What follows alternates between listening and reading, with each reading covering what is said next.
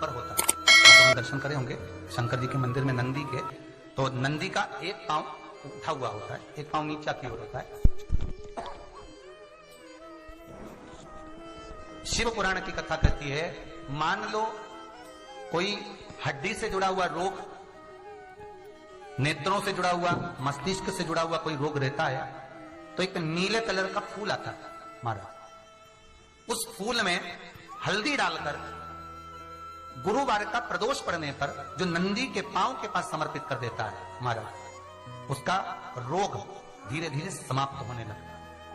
लिंग पुराण कहती है कि नंदीश्वर भगवान के सामने जो पुष्प समर्पित करा जाता है उसको, ये तो लिखा था स्कंद पुराण और शिव पुराण।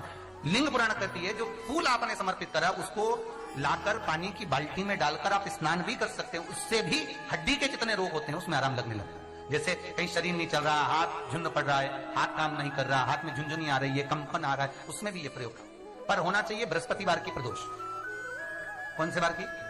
बृहस्पतिवार, गुरुवार की प्रदोष। जैसे गुरुवार की प्रदोष होने पर यह कर्म किया जा सकता है। जैसे मान लो कोई काम ऐसा है कि उसमें पैसा तुम्हारा आ ही नहीं गया, बहुत घाटे पर घाटा जा रहा है, नुकसान बहुत हो रहा है और कोई काम हो ही नहीं रहा, तो महाराज जिस दिन रविवार की प्रदोष पड़े उस दिन एक लाल वस्त्र में पीली सरसों रखकर और उसके अंतर्गत कुछ भी एक, या तो बमूल का कांटा ना मिले तो गुलाब का कांटा ही उसके अंतर्गत रखना और उसको शिव मंदिर का स्मरण कराकर शंकर भगवान का नाम लेकर रू रू भैरव, कौन सा भैरव है उसकी भी कथा भी आने वाली है। ये दारुक नाम के राक्षस का संहार करने के लिए जब माता अवतार लेगी तब शंकर भगवान बच्चे का रूप रखकर रोएंगे, तो शिव जी का एक नाम होगा रू रू भैरव। ये भैरव कहां पर रहता है? तो कहा ये शमशान में रहता है। कहां रहता है ये भैरव? शंकर का जो एक अवतार है रू रू भैरव, ये भैरव अवतार शमशान में रहता है। तो इस भैरव का काम क्या है? तो कहा शमशान में, शमशान की जो अग्नि होती है भले की ली लकड़ी रहे, भले उसमें कोई पदार्थ डाले ना डाले, थोड़ी देर में वो अग्नि रू आवाज, हल्की सी शमशान की जो अग्नि जलती है उसमें आवाज आती है। आप वैसे कोई अग्नि जलाएंगे ना उसमें आवाज नहीं आएगी, ध्यान देना मरे। शमशान में अगर जो लोग गए होंगे मुर्दा जलाने के लिए, तो अगर वो एकांत में बैठेंगे तो उसमें से एक आवाज आती है रू की आवाज। तो रू भैरव का काम होता है कि उस चिता की अग्नि को तेजता प्रदान करना। फिर चिता की अग्नि ऐसी एक बार अगर भनक गई तो फिर ऐसी जलती है, ऐसी जलती है, उसमें रू की हल्की सी आवाज आती है।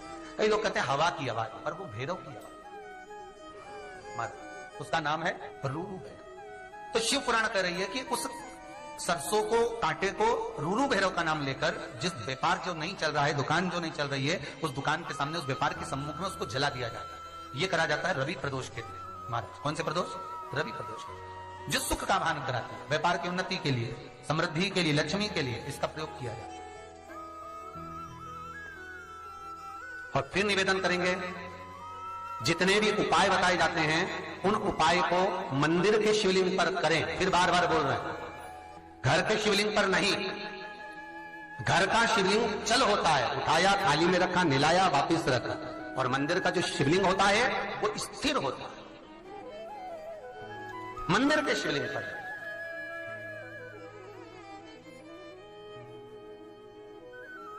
होगा, उसी का फल है जो आज शंकर की कथा को आप श्रवण कर रहे हैं। ये उसी का फल है, उसने दिया।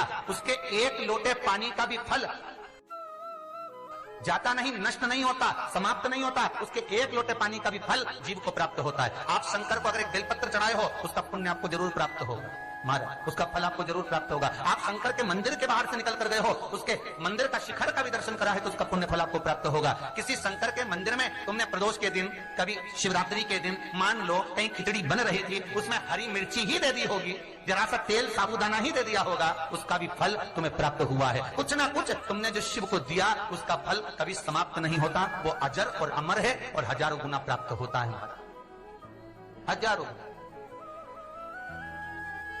ये हमारा भ्रम है, हमें लगता है कि ये हमारा नहीं। कर्माबाई भगवान को रिझाती थी, खिचड़ी बनाती और भगवान को आवाज लगाती, भगवान दौड़कर उसके यहाँ खाने आते। उसका वात्सल्य देखो, उसका प्रेम देखो कितना था। और एक संत उसको के चले गए कर्माबाई को कि बिना नहाए खिचड़ी बनाती है, और खिचड़ी दी कर्माबाई ने, फेंक गए। कर्माबाई ने कहा तो भगवान को कैसे रिझाना है? ऐसे रिझा, सुबह से स्नान कर, मुंडा धो, कुल्ला कर, शौचादि कर्म कर, स्नान कर पूजन पाठ कर, दिया बत्ती कर, फिर तुलसी जी की अर्चना कर, फिर माला जपने के बाद फिर भोजन बना, फिर भगवान को भोग लगा। कर्माबाई ने आज वैसे ही करा। दोपहर के 3 बज गए, भगवान 3 बार आके चले गए। कर्मा कुछ बना? कर्माबाई बोली, जगन्नाथ जी फिर आ गए। कर्मा सूर्य नारायण की अर्घ्य दे रही है। भगवान गए, 3 बजे कर्माबाई ने आवे लगे, आओ जगन्नाथ, खाओ जगन्नाथ। जगन्नाथ जी आ गए। जैसे जगन्नाथ जी आए, आते से कर्माबाई से पूछा, ये तो बता कि आज तू इतनी धर्मात्मा कैसे हो गई? कर्माबाई ने कहा, धर्मात्मा से मतलब? बता, रोज तो खिचड़ी बनाती हो, मेरे को पहले भोग लगाती थी, और आज तो तूने बता नहाई, स्नान करा ने, फिर पूजन पाठ करी ने, अगरबत्ती ने, धूप बत्ती ने, दिया बत्ती। अरे कर्मा इतना क्या करा? कर्माबाई बोली, एक संत बोल के गए थे कि ऐसे करने से भगवान जल्दी दिखता है। भगवान ने कहा, संत गया कहां, पहले उसका एड्रेस बता। कर्माबाई बोली, इधर ही साइड गए।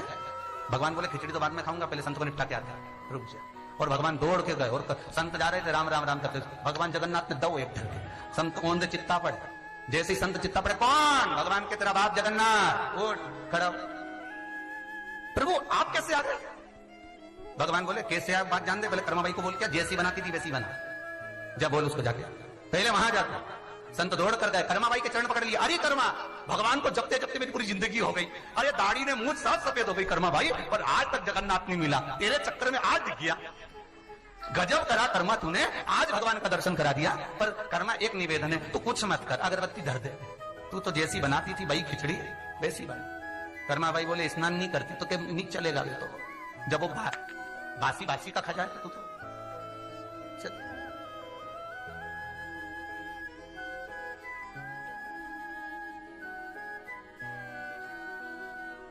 संत से कर्माबाई ने कहा, अगर मैं, आप ही ने तो कहा था कि बिना नहाए तो अगर बनाएगी तो भगवान स्वीकार। संत कह रहे हैं कर्मा, जो भगवान ने कहा वो संत कह रहे हैं। कर्मा, माता की गोद में बेटा हो, छोटा सा बालक हो, और वो रो रहा हो, उसे भूख लग रही हो, और मां कहे कि मैं स्नान कर कर आई तब दूध पिलाऊंगी, तो ये श्रेष्ठता नहीं है। बच्चे के लिए मां नहीं भी नहाई, स्नान भी ना करा, उसने कुछ कार्य भी ना करा, पर बच्चे का पेट भर दे, उससे बड़ी कोई पूजा नहीं हो सकती। उससे बड़ी कोई पूजा नहीं है।